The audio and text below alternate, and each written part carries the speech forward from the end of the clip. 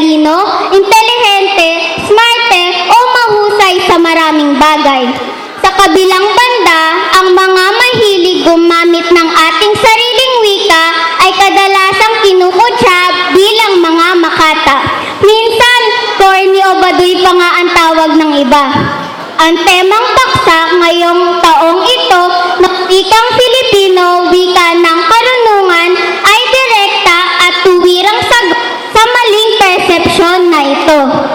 Napakalaki ng papel ng wikang Filipino, pagpapalaganap ng kaalaman at mga pananaliksik, lalo't higit sa pagtuklas ng karunungan. Halimbawa, karamihan sa mga journal, is mga nalalathalang pananaliksik o research papers ay nasusulat sa wikang Ingles.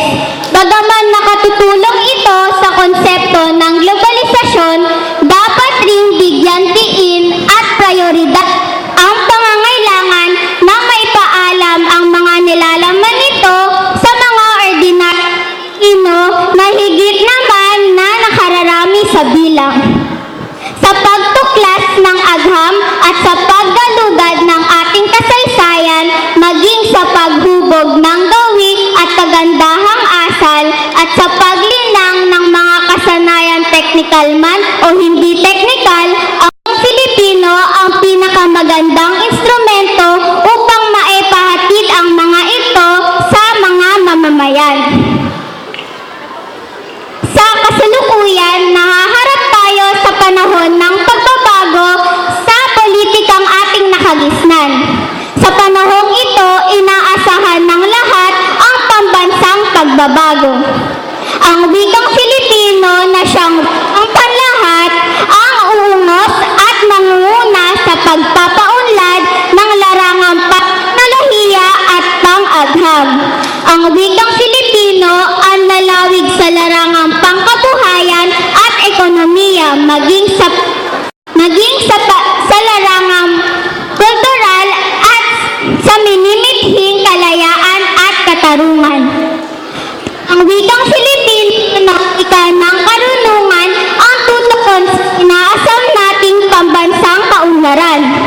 Sa puntong ito, ako po bilang mag-aaral sa ikalimang baitang sa universidad na ito ay naghihikayat sa inyo pong lahat, lalo na sa kapwa ko mga mag-aaral, na isang tabinan natin ang persepsyon na ang mahusay sa wikang Ingles ay smarte at matalino na. Hindi po yan totoo. Karapat-dapat lamang po na ang wikang Filipino ay ating mahalin at hindi ikahiya, sapagkat ang pagmamahal sa ating wika ay katumbas ng pagbibigay-pugay sa mahal nating bayan, at ito ay ang masigit na karunungan na matatawag. Sana maalala natin ang tinikas ng ating pambansang bayani na ang hindi marunong magmahal sa sariling wika ay masahol pa sa malansang wika. Tama nga na ang kaalaman sa wika ay karunungan at kapangyarihan. Hindi ko naman po sinasabi na masama ang maging dalubhasa sa mga banyagang wika, ngunit hindi ito dahilan upang maging